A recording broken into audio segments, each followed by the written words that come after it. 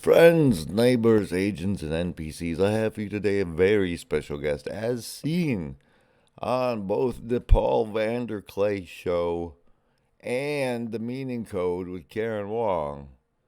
The famous, the infamous, the Make Chad Pope, the gangster rapper for God, Chris Petkau, is live in the house tonight as soon as he clicks through on that Zoom meeting button. Hey, thanks, Chris. I'm already recording. Supercalifragilisticexpialidocious. All right, let's say That's not it. That's being poorly. Part 9. Part 9, by the way. 9.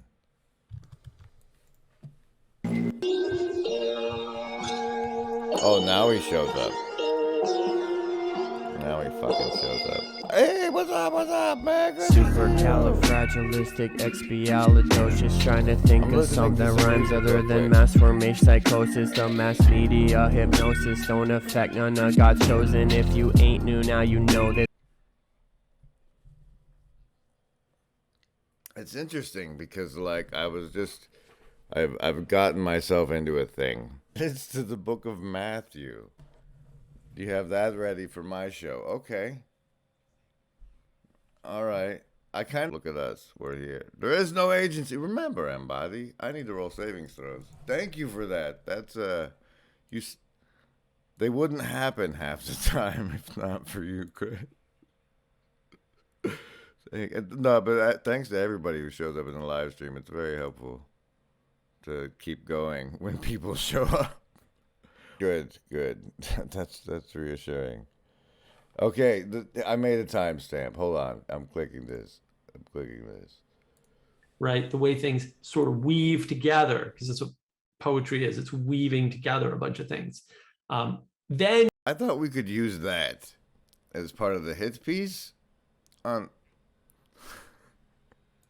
and having that match up. yes, do your Matthew revisions. I need to grab my center. Oh, son of a bitch! None of your audio is on the recording. Really? Oh, I haven't been recording my audio the whole time. But OBS hasn't, and I didn't hit on. Here's the. Let's start the Zoom meeting backup audio too. Recording in progress. Okay. Ladies and gentlemen, I do have the intro recorded. So I've already introduced you, and now he's here. He's decided, ladies and gentlemen, that the reason he's here is to revise the Bible, the book of Matthew. And I say, go for it, man. Let's see what you got. Make Chad Pope. I'm just trying to come up with creative solutions. You know, we're in a time of transition, and there's a lot going on, and it might just, making Chad Pope and making a few edits. These are all just suggestions. I think that, if you don't like it, that's okay. But so we know how the story goes in the book of, or in Matthew chapter 8. It goes, we're gonna skim it because I don't want to take all the time. Basically, they catch the woman in adultery, and they say to They Jesus, catch her doing what? right in the act. So I think that's right when the No, what is adultery? What it's being an adult? Yeah, it's So like she was paying rent or going to work, or what is adultery, Chris Petkau? I think the adult got in the tree, and the rest is a mess. Oh, so when an adult goes in a tree and they're not supposed to, it's adultery. You're trying to trap me the way they tried to trap Jesus. But she wasn't trying to be in the tree. She wasn't supposed to be in the tree, right? And they caught her in it. And then the seed got in the tree. Whoa, whoa! There was a seed in the tree. All right. You just go on. I'm sorry. Okay, they were trying to trap him into saying something that they could use against him, but Jesus stooped down and wrote in the dust with his finger. They kept demanding an answer, so he stood up again and said, "All right, but let the one who has never sinned throw the first stone." Then he stooped down again and wrote in the dust. When the accusers heard this, they slipped away one by one, beginning with the oldest, until only Jesus was left in the crowd, and then with the woman. Then Jesus stood up again and said to the woman, "Where are your accusers? Didn't even one of them condemn you?" All right, this is the new edit. So we're gonna just jam this in there. Whoa. Well, before you jam it in there, I gotta tell a story Jamming about it like we're committing adultery. before that, because I'm gonna something I'm gonna go to hell for that I used to do all the time. I'm gonna tell you about now. It's like it's a great Secret joke to make fun of the Bible, of this part of the Bible. Be like, the only reason Jesus said that is because he wanted to throw the first stone. Because he's like the only one there that was sinless, right? Mm-hmm. He's like, I want to go first, guys. Yeah. All right, but Hold go my ahead. beer. All right, what's your injection? What's your heretical injection this morning, Petkau? Look, this is just I'm just trying to help. Okay. Now these Pharisees were clever bastards. What Jesus had said was so unexpected. They literally had not seen that shit coming. So they waited 1,500 years to make their move. They did what Pharisees do and preached the new doctrine over and over and over again. He is without sins, cast the first stone. He who is without sin, cast the first stone. This eventually created civilization, where the people decided they would LARP and pretend to not know their stone, not throw their stone, because they knew that meant a stone just as easily would be thrown at them. So the deal was, you don't throw a stone at me and I won't throw a stone at you. But there was always an underlying agreement that if someone broke this LARP contract, that all bets were off and a lot more stones would be thrown. 500 more years passed, and we gained the technology to convince the human race that the LARP wasn't real, or that the LARP was real. And now the humans don't remember what it's even like to have a stone thrown at them. That's when these sneaky little Pharisees pulled the most unholy trick. Some would call it an abomination of desolation. The woman who was caught in adultery began throwing stones at the people, the men, the women, and the children. She then spat in the face of Jesus himself. Even after extending the tremendous grace to this woman and giving her every opportunity to allow her to be killed with kindness, as she threw the stones, the people did nothing. They were crippled with concern of their own sin and guilt. They said, "Who am I to judge this woman?" So as the woman threw her stones, they did nothing, and they died one at a time, one after another, until only Jesus was left. Then the woman asked, "Why did you let me kill all your children?" And Jesus said, "These are not my children. My children are not so easily manipulated. Don't worry, Jezebel, your day will come. All it takes is one man who is willing to speak the truth." Dang.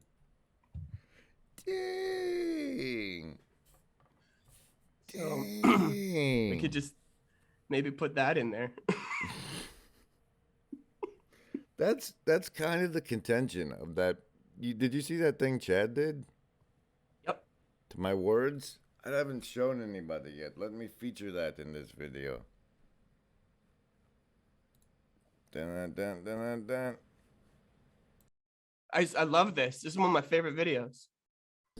This is complex, and I haven't ever tried to tell anybody before in totem. So this is the first draft, okay? Here we go. Let's take a brush. What kind of brush you want? Well, it's human telos, so let's use the fancy calligraphy one. Okay.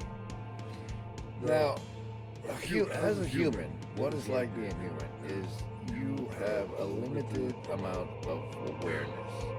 Like you consider the thing that you consider yourself is formulated. There you go. That's a good stopping point.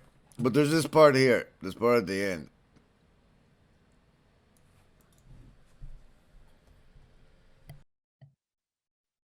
Now, to me, just me. Oh, son of a bitch! That's what now this audio's not on the fucking recording. Quit the screen share. They want to see Chris. Welcome. So you're making the circuit. That's what I wanted you to be on my show this time, because you've had me on a time or two, but you're going around. You're on Vanderclay. You're on Wong. You're on Grim Grizz. Who else are you on? I don't know. We'll find out. Probably one or two more. The first podcast I ever did before I even started the channel was with James Cortez, or however you say his name. Do you know who he is? No, I don't. He's Unless a cool they're guy. in Vanderclay's chat and comments, I probably don't know.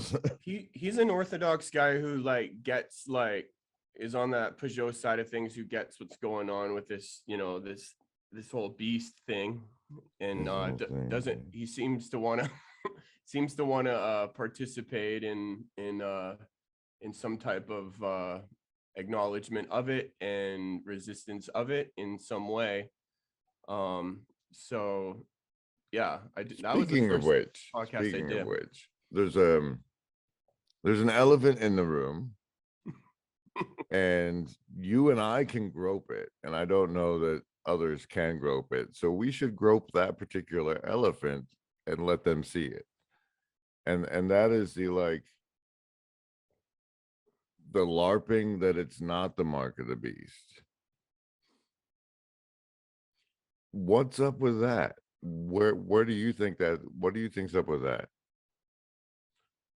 Is it because I get the sense that it's a lot of sects. What do they call the sects? The Adultery. Yes, the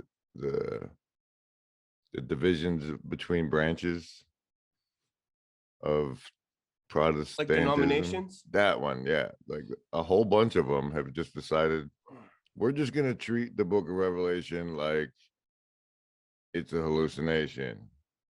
And what does that mean for them? So, what does that mean for the telos of if you're not waiting for Jesus to come back, what's your Christianity about? Is that the ones that are trying to build New Jerusalem themselves, or what do you understand about Christianity in modern times?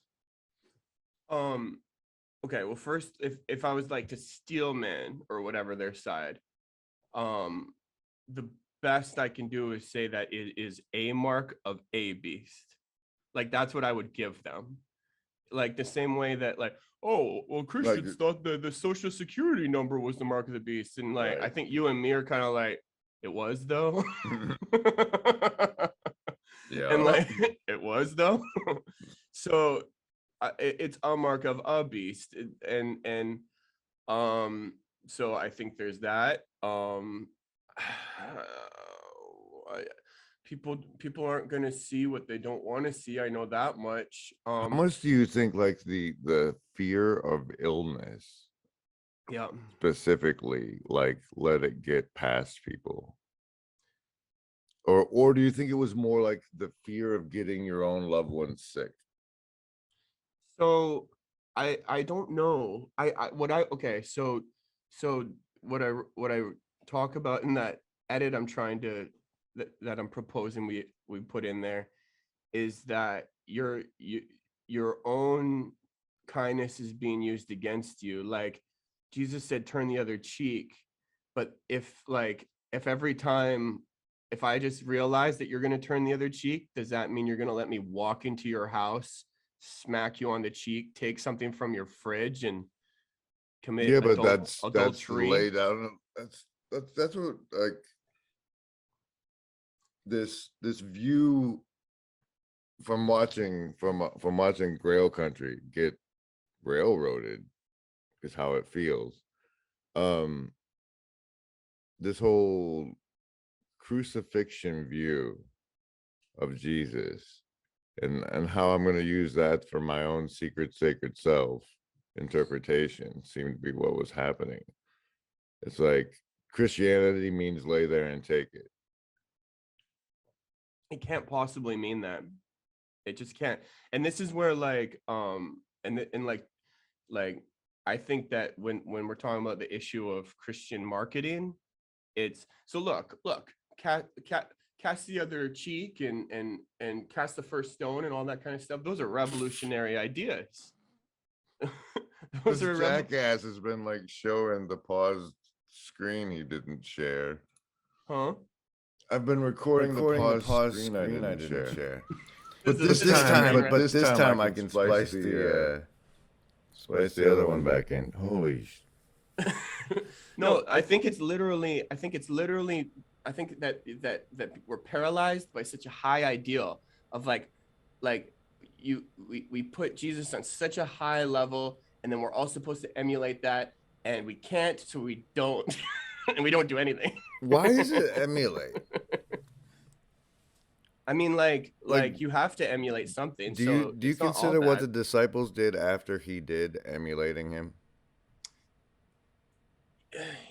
Yeah, yeah, I think so. Like, I think some of this, I think that like to Steelman, some of what Nate talks about is like mimetic rivalry is real, and you need mimesis is real, and we live in a monkey see monkey do world, and Jesus created an alternative path that I agree with. I just don't.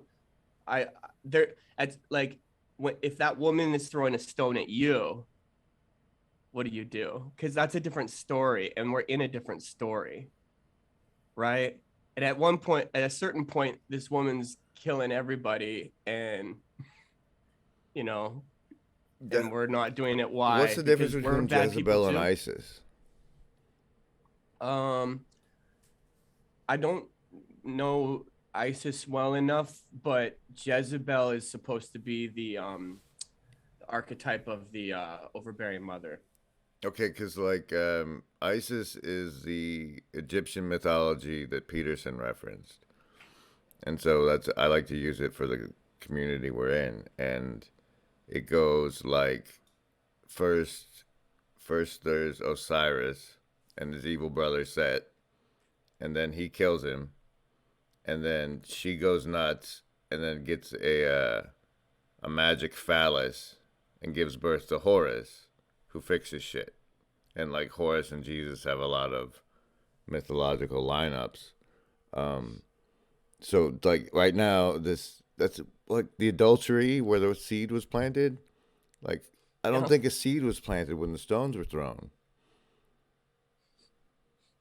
So like in your Jezebel throwing stones addition to Matthew, she turns out pregnant and gives birth to Horus. That's got to be it. And so what's Horus look like? It's not lay there and take it. it just isn't. Like because it that you abdicate all responsibility. Like it just isn't. Like and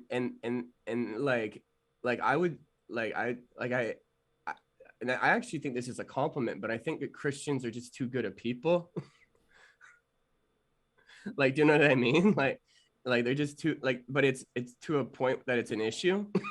Like it's to a point that they're the only ones who can do the right thing because they're good people. But they're not because they're good people. And Is like, there not a time? Is the temple the only time Jesus put a stop to something? I mean, this all this stuff is so explicit in the Old Testament. In the New Testament, I mean, like Jesus was making so many waves and what breaking so many norms and constantly being so disruptive. But we look at the temple as the one time when there was like a something he did, but he was always a rock star. What? He If, was all always right, all being right, all right. disruptive. Let's look at Legion then, because that's what our heads are now filled with. Mm-hmm. Um, there was like a ruckus, and they said, "Hey, come deal with this pig guy." Yeah, or what? How's that story play? Sounds about right. Yeah. So, like at a protest, we just need some Christians to go down there and like have Legion. Like that's I want to have some Orthodox folks on willing to tell me like exorcist procedures. Like, what am I Oh, that'd be actually fun. supposed to say to try this shit? Because shoot, man, get thee behind me, Satan. Sometimes, you know. Yeah. I mean, and I've had some of those experiences and seen those experiences, and like like here's the question, right? Is like even with an exorcism, that's you cannot exorcise a demon from someone and disregard their agency. No, You yeah, you can't do it their against their agents will. they're Did you see? even if they're being oppressed, like if they're being oppressed by something, it is actually you just helping them use their own agency. And then they have to have something higher they're reaching out to do it, but that they can get out of that. But like it is kind of like yeah, it's a matter of it is a matter of agency. It always is. And like the point I'm making with this woman throwing stones is like this woman is using her agency to do the to spit in the face of your kindness. And so this woman doesn't want her devil cast out. Watch this. Did you watch Wong and the Priest just came out?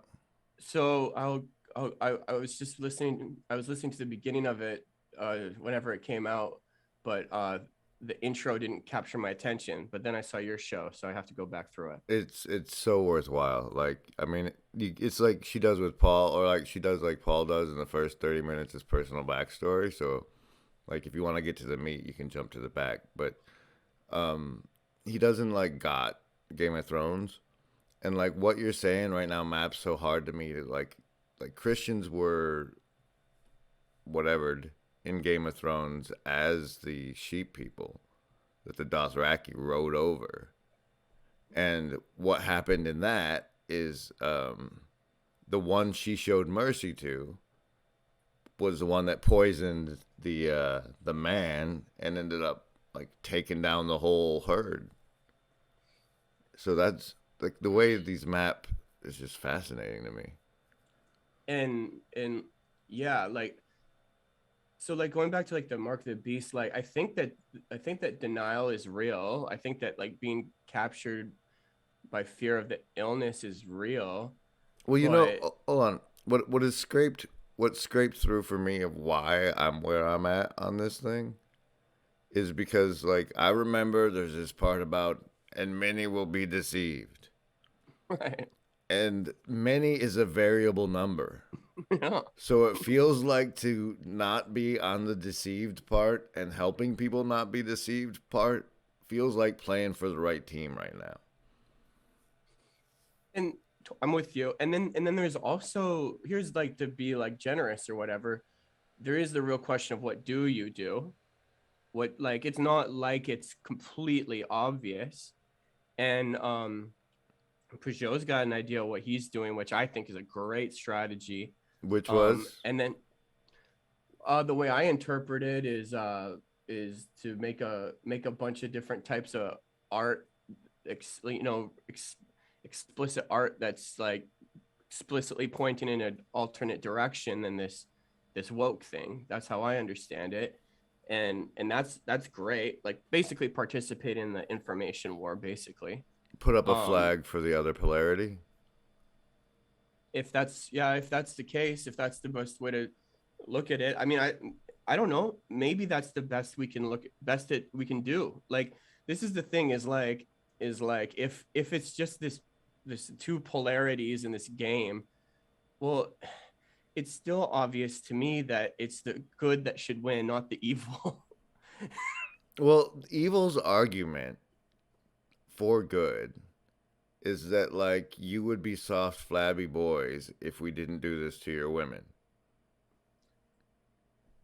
And that's how we're serving God.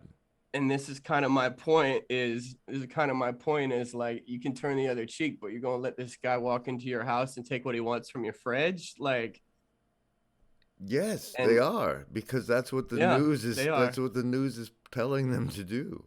Because the constant hum of the Walsh of the data is like, I don't remember where I saw it. Some conspiracy YouTube video, maybe Zeitgeist, I don't know.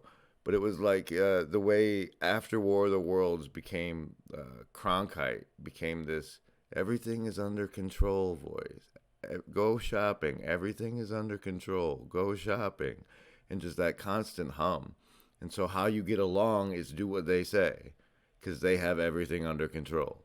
And so Peterson, he throws the flag up of you should be a monster. And so to me, that could be the way out through it. He does not. Well, to me, my point is that he and someone like Carl Jung would advocate for something where let me paraphrase the good out of what they say about that monster thing everybody says all the time. The good of it is like, don't lie to yourself about the monster inside you. Don't pretend you're some angel that doesn't have the demon riding around, because that whole you're here to rescue you thing I was doing in that episode is like, we don't know. Like, you can take it on faith that the Bible's right, but we don't know structure of reality wise that we aren't half angel and half demon. Like the melded thing, like God was like, all right, all those assholes down there, we got to save them. And to do that, I'm going to fuse you with them. And then you have to, like, it's like the argument, are humans like risen apes or fallen angels? And like, maybe, yeah. Maybe that's the thing. And I so, think I think the yin yang is a beautiful image with all of that, and I think that I think that like the true transcending or whatever would be wherever, like, this is the way I've been thinking about it, is everything in its proper place. You know, like Satan was the most beautiful, highest of the angels. His oh, I great bet he's fall. still pretty. Oh yeah. He's old. He's yesterday's news, man. um, he he was sitting at, like, you know, he was the highest in charge, and the only thing that messed the whole situation up was a break in hierarchy not being in its proper place. So to me, like, I understand that as things being in its proper place, and like this is You my will point. not It's like, surely die. well, you have to. No, hold on. This is the thing Sorry, go I ahead. want to derail you in this direction because it's been sitting with me for a minute. Yep. Like, because like they went through, if the community of watchers has been through Genesis recently, and you shall not surely die, which is, was that a lie? Because it doesn't seem like it. It's like yeah, he's the father of lies, but surely is a really interesting word. We gotta get Federucci to show me that part. It's so handy to have somebody that like goes into deep Hebrew. I think it's also, I think that's connected to Cast the First Stone too, because it's like, yeah, you can, and sure, it's there, and it's like, but always going to that for your, always resorting to that, or thinking that that's the thing to do, is, there's just a better way, and I think that's what Jesus points to, and that's where, like, I think the Christians are right. But then, like, yeah, but then the Christians will say, well, don't listen to Satan, and everything he says is a lie, and it's like, well, it's much more that it needs, I think, it needs to be it's in its proper place, like. Behind you, like the easy way, the convenient, the it's easier to let them come in and do the hard thing. Peterson and Young are saying that if you put it completely behind you, all it does is just stay in the subconscious, and I think that's behind where you we and agree. buried are two different things. Right. And yeah, and that's kind of, I guess that's my point, is like proper place. I And I want don't to even know exactly what that is, but I think that's like, it's what we got to figure out. I want to get back to your lady friend Jezebel throwing Yeah. stones. And Mm-hmm. whether or not she gets pregnant, and if she gets pregnant and it makes Horus. Horus goes into the underworld and rescues Osiris. He doesn't just come kick Set's ass. He goes into the underworld and rescues Osiris. Now, we've got this whole crew that likes to say Peterson, and it really triggered me the way Pajot framed it as post-Peterson. Like, is he a cultural landmark event? And if so, I think he's the best we got. no, dear. Then come back. Then you, especially because it's you, go back to the ayahuasca letter clip. Sure. Because if that's true, that's the mission then that we've been granted. And like, I think we should pay a whole lot. If the mission is to light the spark, then the spark should be lit, and you might not need to pay too much attention to Russian bot Peterson because you're supposed to be on fire already. And No, yeah, I agree. and what was the fire that was supposed to be reignited? Divine masculinity. So what does Papa Peterson say about what divine masculinity is? What does the patriarchy, a positive patriarchy, look like? Because that's what Horus has to grow up into being. And that's what he needs to go back and rescue from Osiris. Now, there's this bit. The motivation.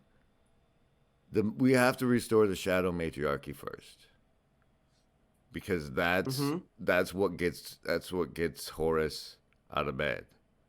Is the winning the adoration of the shadow matriarchy, or approval of the shadow matriarchy. And I think the key to that is them doulas that the soccer moms were trying for a while. I think that? I don't know. That's what I think the trendy word for midwife is. Oh. But and especially since we're trying to give birth to Horus, it's convenient. Like I had to read. I didn't have to. I ended up reading Jerusalem by Alan Moore, and like, if we're talking Pajot, he's even like what do you call it when you fluff somebody? Yeah, even Pajot has fluffed Alan Moore, right? Okay. He wrote this book Jerusalem, and there's just one great chapter in it about these ladies who like they handled birth and death. They were the women that handled birth and death, and like just the way those were conveyed is like that's the shadow matriarchy's bread and butter.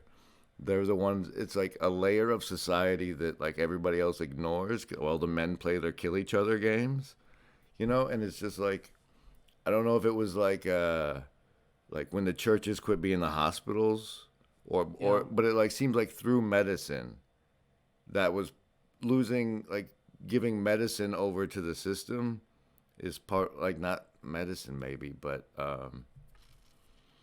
there's something we lost in the transition of caring for human bodies the way we used to, and then post-industrialization, I think. That's something we've lost in the fire, and I think that something is key to the restoration of the shadow matriarchy. Whatever that means. How are you doing, Chris? How's it going with your life? I agree with that. I agree with what you said there. It's going good. I don't disagree with anything you said there. I don't even really have anything to add. But it's going good. I want some more coffee. Yeah. Play a video. All right, we know how this is going to work out. Okay, I have to change the properties in the audio from my headset, which I was nice enough. I used it as a favor to the audio files. And then I go to clips, and then we run Chad's me. That's stupid, because it goes in your brain hole. It gives you Alzheimer's maybe, but it's not proven. It's a maybe. This is not medical advice. Anyway, you get the skin organ, and you get the taste, you get the tongue stuff, you get some of that. Okay, and all these things are constantly sensing things. And they swim into this one big soup of data. And the thing that aggregates all of that data into one coherent experience, you consider yourself. Okay, now, with all of that data, not only do you get that data in, but it gets stored in different places in this weird, big, funky meat sack. Pink goo, mainly. But we got this really cool gray thing right here. I think it's your medulla oblongata, and that's fun for everyone to say. So, you're getting all these sensates, and it's stored into a coherent experience. And, like, this experience has a standard frequency. Like, when everything is humming like it normally hums, that's your standard operating frequency. And, like, if you ingest substances that change the chemical balance in the brain, then you alter that operating frequency. Some people try to cause an indigo when they human telos. Okay. So we are the things that adapt our environment to suit us as best we can. It's like our big advancement on survival. We get all these sensations, they store in the memories, and then the memories become this web of knowledge and presuppositions and like things we know to be true, like operating protocols, essentially.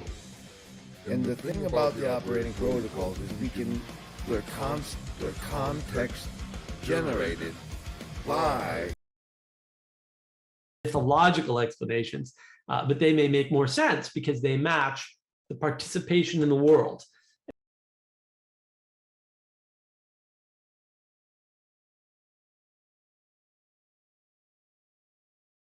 I don't know what's going on, but I wanted to play some of you while I went and smoked for half a second. So we're still not back on. Not back on. It's a fucking recording. I don't know how you guys can pause your recordings. It's not fair. It's not fair at all. This is not popular enough.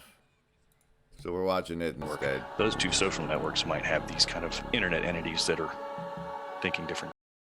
Also self-sort among people who are like-minded. The greatest counterexample I have to the idea that Facebook is the one that's doing this is a Reddit, right? I mean, Reddit's algorithm is extremely simple. You join a group of like-minded people, and the like-minded people either upvote or downvote an article, and the upvotes get to the top and the downvotes go to the bottom, which tightens the echo chamber inside what you join. There's nothing else to it than that. Their algorithm is extremely simple. It's not AI. It's not driven to make you go insane. It's not driven to engage traffic. All it is just, do you like this or not?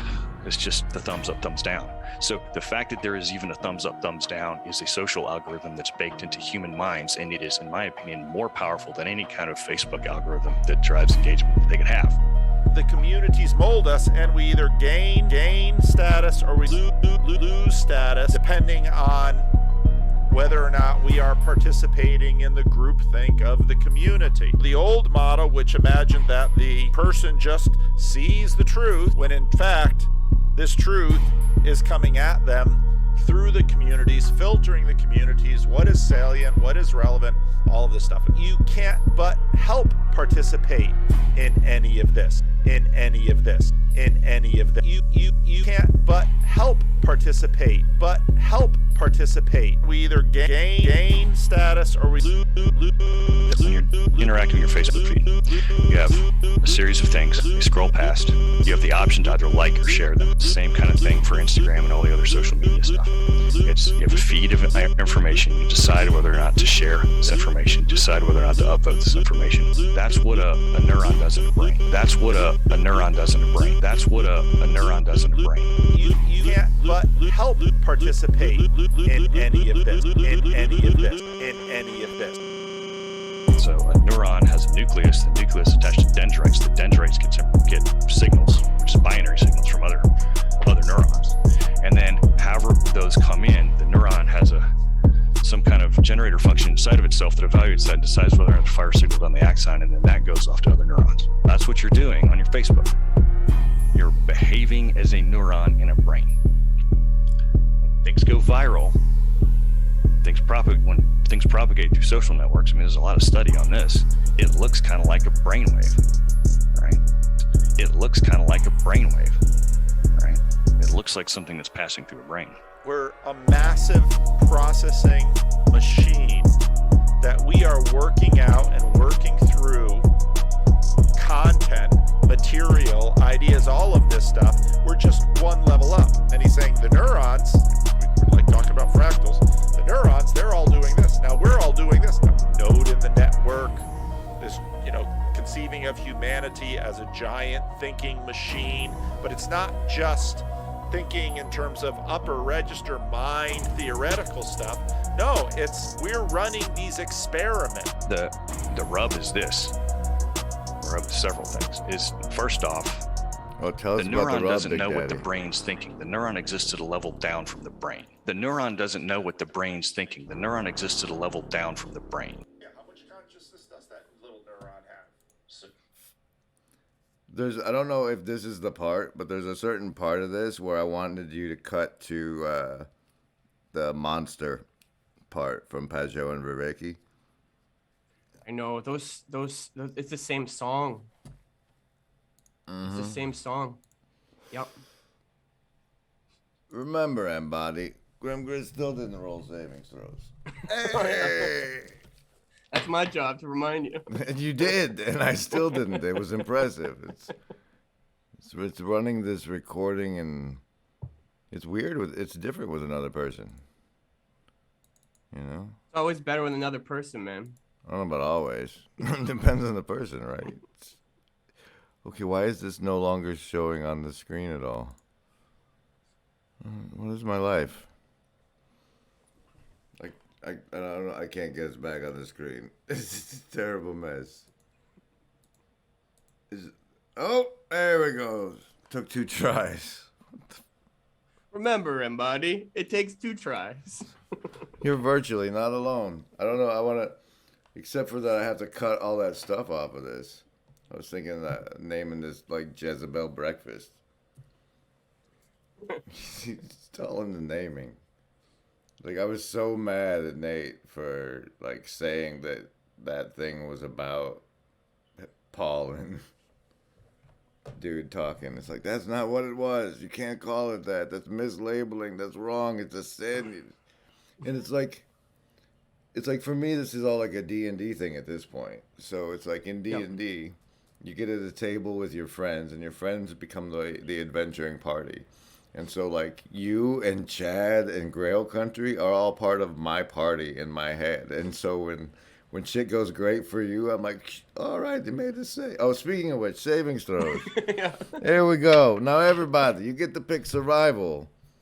Now tell us after what you picked, Petkau. Survival, social, wisdom, or heart. And if you make your savings throw, then you can resist, if you want to, the mind control that follows. If you don't, then you're going to be changed in ways that we intend, that you might not. Ready? All right. Survivalists, 16. That's 2 8s together. Socialists, a 9. If you got a hat, you're all right. Sophists, screwed again with a 2. And heart, 11. All right, savings throws done. Sophist with the 2. That was hard. That blue die, man. I figured. I think a lot of people go hard, or at least a lot of people that come that subscribe, and like and share. Those people are the ones with the most heart, don't you think, Chris? I think so, man. I think that's where the Christians are definitely right. You gotta go with heart. And the Christians are always saying, well, you shouldn't go survivalist. And it's like, fair enough, but But like, you can tell the ones that have the most heart because they comment and like and share and stuff. yeah. I think it's interesting because like as from the like crumbling, climbing on whatever with the fourth wall audience thing, it's like you need to make explicit the available avenues of participation. It's like I think we'll be like somebody with eyes to see taking a close look at how Scientology does things and then telling us how to set things up would be great, because like it's it's gamification, it's tiers of unlock. It's like it's actually why I like Joel Osteen. You like Joel Osteen because go. He understands. This sounds like a bad thing, but he understands how to appeal to the lowest common denominator, and he knows how to scale. That's basically what you're saying about Scientology, right? Is like he's got it nailed in terms of like people use words like watering down the gospel. It's like, dude, like water it down. You know, it's take for example, like Vervaeke apparently just did some fancy thing with Kurt Jamungal, one of the theolocutions, and it's like they in their arena, it's like that's an arena match. And in their arena, they have to be able to cite this and this guy who already said this thing I'm trying to say now because I don't have my own authority, or it's not just right. And so, like, they always prepare these giant complex arguments. But if what they're saying isn't something you can convey to Hodor, then we're going to have to perform eugenics. Yeah. Well, and Okay, and so like this goes back to why we can't call it the mark, because because because we have to come up with a bunch of big words and know that we thought it through, and we got to have Socrates and Spinoza and whoever on our side, or Paul or whoever on our side, to say, see, look, we know for sure that it's the beast. But it's like, dude, like there's a reason it was presented to you as a narrative. It's because the narrative's just always going to, it's always going to be something you can see, and it's simple for everybody. So all your little tricks that you're trying to, it's like we're trying to play a trick on ourselves so that we'll believe it instead of just believe it. And that That's goes both ways. That that goes both ways with both the beast and God. that hits me on my sun god, bro. Yeah. Because like half of my rub is that like I'm looking for somebody to shoot a hole in it so I don't have to believe it because it seems so right. Like it's lining like what it reflects what I encounter in the world so much that someone please tell me this is wrong, because what it's right means for the way I have to change my behavior is a lot of work. Well, And but that's the you, Bible too, right? That's what the Bible does to you also. But it's like if this you, is right, what's it mean? How much? Let me jump back to Peterson. One of his memory monkey moments for me is when he talks about when the dude finds out his wife's cheating on him and like goes down into how many layers of mental collapse that is. And that's like explains to me why people have dissonance, because they're gonna have yeah, to restructure a whole lot of their thinking if what yeah, I'm telling them is true. yeah, 100%. Um, like, like you've already fallen down the hole, and that's why I like you, man. and there's this idea that we could stand at this hole and say that's not the hole, or there is no hole, or we shouldn't go down the hole, or it's like, I don't know, but like you're going down it one way or another. Like, and this is the same thing as like shadow integration or whatever you want to call it, but it's like, look, when they come into your house and take something from your fridge, something will eventually emerge within you, hopefully, otherwise you die. That will say, hold on, you can't just go through my fridge like that. Eventually. But and it's one way or another. I would say jump down the hole before you get pushed, but because you're going down. We might get some good stories out of Pastor Paul about when his dad actually did turn people away, or like when he like what his guidelines for how to like how to manage his fringe, because like you were saying, I caught like I've seen a lot of you and Two Morves, but not the whole thing. But like he premiered it on his channel last night, and I was catching more of it. And it was right when you were talking about how Paul was dealing with those people on the fringe. That was A question that whole conversation's interesting, and I have more questions now. I'm fascinated. I'm stoked for the Wong, the meaning code with the priest and the references to Harry Potter, because I've already like primed Paul with the Defense Against the Dark Arts classes, and I was thinking today Lefebvre might be a good for the actual dark arts class, but like getting missionary skills from Paul is like there's an invisible game world that we're all playing in. Even if you're just sitting here watching stuff, you're feeding it with your attention and you're part of it. Your likes, your comments, like those actually make a difference in the game world in ways you don't understand when you're just NPCing audience. Like it's especially psychologically sometimes. Like that, like whether or not your subscriber, not like when you go to your page, whether or not the subscriber number is red or green, that shit hits you. That's psychologically, it's a stimuli that impacts your social self and all sorts of yourselves. Yeah, These are yeah, it's a dangerous place. Like I try to remember this is mission work. or I tell myself it's mission work to feel better about how much time I spend doing it. But one of those two. I mean, I mean that you saying that though to me that's that's actually healthy self-doubt because you've fallen so deep down it. Like, it's good to ask that question. You're not going to change anyways. You know the direction you're going. You know that what you're doing is right. You just, because you're not going to do something different. And that's what, and that, so that's the type of self-doubt I'm talking about. There's other self-doubt where it's like you don't, it's what you use to justify doing nothing. And that's the part that kills me. It's like, sure, you should always ask yourself why you're doing what you're doing. Yes.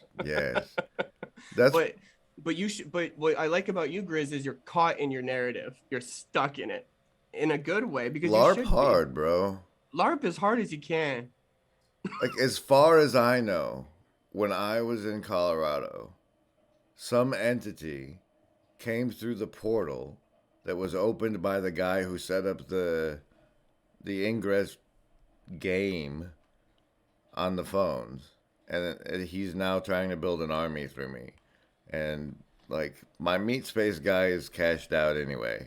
Like, so okay, let's this is reality. This is life. Like, I think, have you seen Watership Down?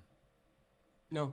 All right, anybody who's still paying the Obama cabal money for Netflix, find the Watership Down on there, because that story, it's a hero's journey exodus, kind of. It's kind of like an exodus story, but without mana being placed by the people who I caught some interesting Catholic stuff the other day. Apparently there's a third secret of this lady Fatima that was supposed to come out in 1960 that's being suppressed. Okay. And they were also pitching Mary as the new Ark of the Covenant, which re-sanctifies the womb, which is good for restoring the Shadow Matriarchy. That makes sense. That seems to be right. It's like this is Fringe Nexus Cafe shit. This is like,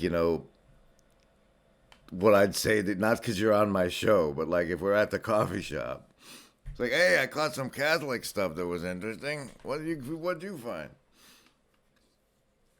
What, it's weird, like I don't like this. I became a Christian at 16 after like doing mushrooms and like needing an explanation for like why I was seeing demons. Dude, can I ask you something? Yeah. Did Jesus ever say he was a Christian? No. Why the hell are you then? Because it's a tribal thing. To declare yourself a Christian. Yeah, you gotta like. There's probably a justification angle, but like, to me, the word Christian means Christ-like. So you're supposed to show me, not tell me. Sure. Yeah. I like how way Chad says it though. Jesus captured my heart. Now, if you want to say like Jesus captured your heart at 16, I'll let you finish your story. No.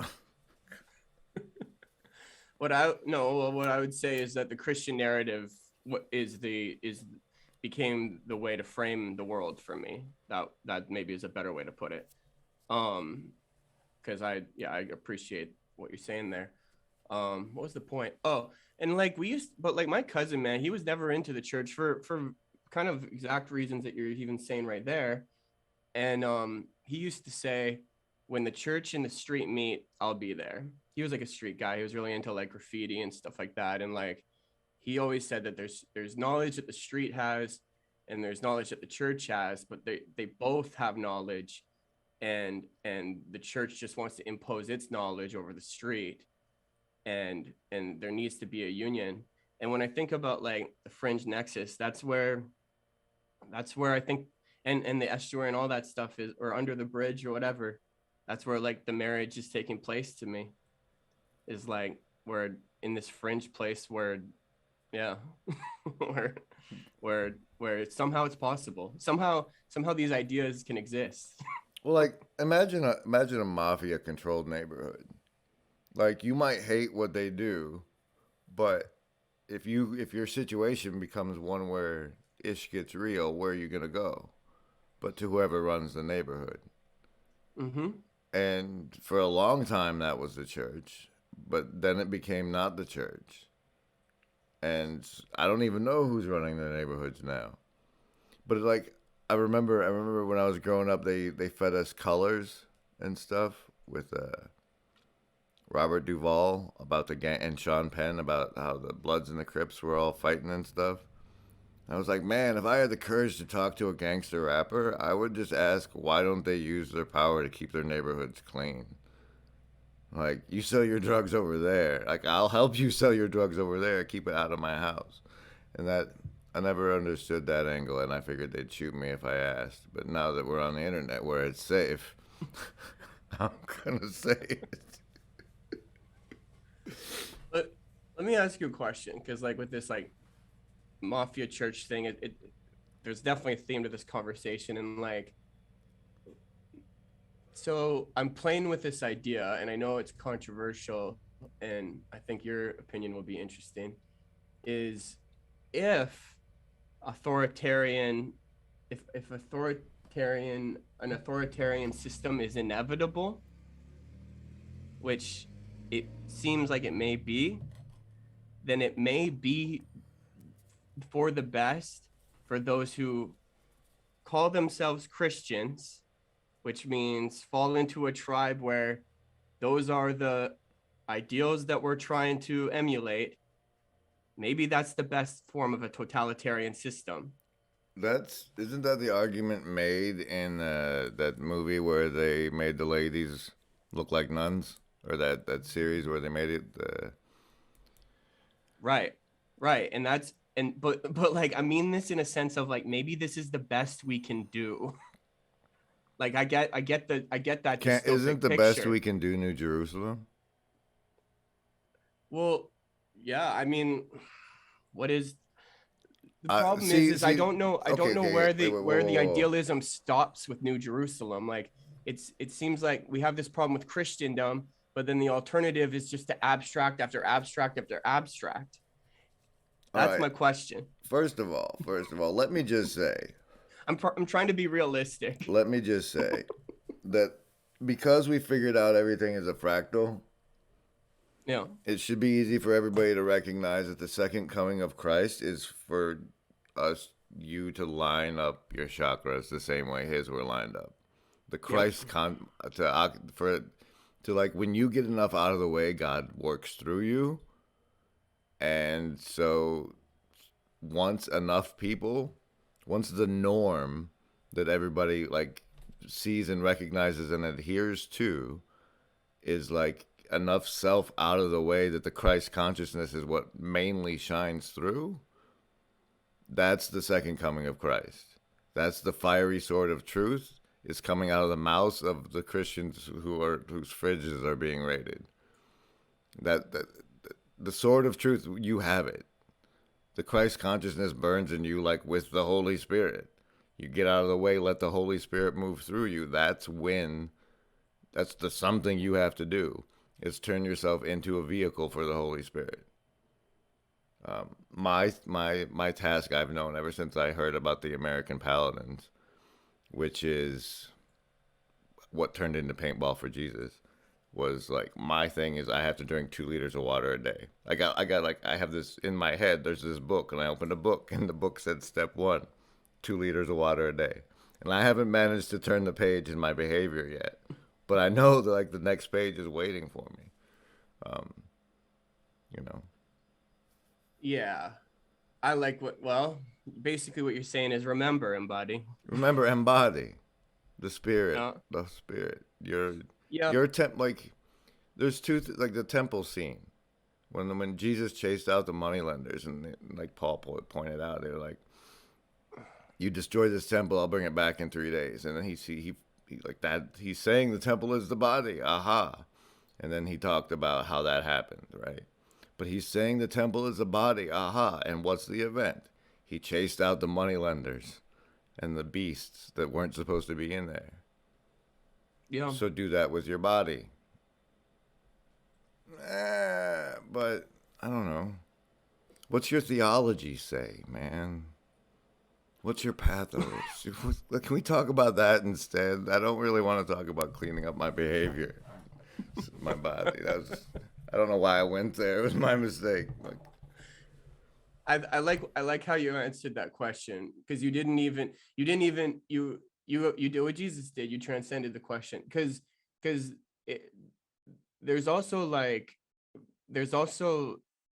we're living in. My question is, we're reaching this point where it seems like the game that we're playing is that an authoritarian regime is inevitable, and so then you have to go with your left or right, whatever. And I like what you said, because basically I think what I got partly out of what you're saying is that it doesn't have to be inevitable if we can really get these chakras cleaned out. You know what I mean? Like that kind, and I think that would be the New Jerusalem. I think that's perfect. I like that, man. That's clean and simple. I think we need to do something about the Semites. And I think that means we should probably go ahead with Project Bluebeam. And that's like, okay, so say you're Rome back when, and you got this Jew problem. And you're like, hey, you see all these Jews? They're waiting for this Messiah guy. So, and you remember like 40, 50 years ago, that guy who we crucified? What if we tell them that was him? Then their religion would be over and we win. Yeah. And so I think we should play that same card. We should fractal it up. Be like, let's end the Christian religion by finishing out Revelation.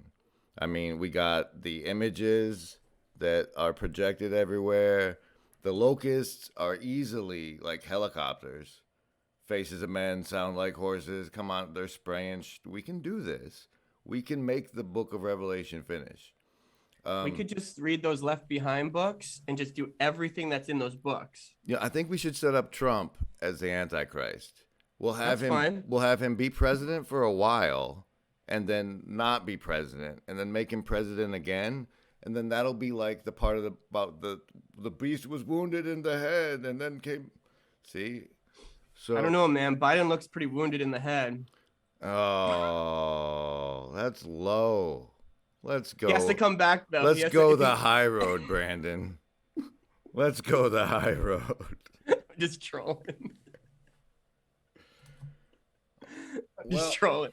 You know, Chris, I don't like to do long ones, and I think we've saved humanity. I love the idea of just like, let's just go ahead and just let's finish the story. I like this idea.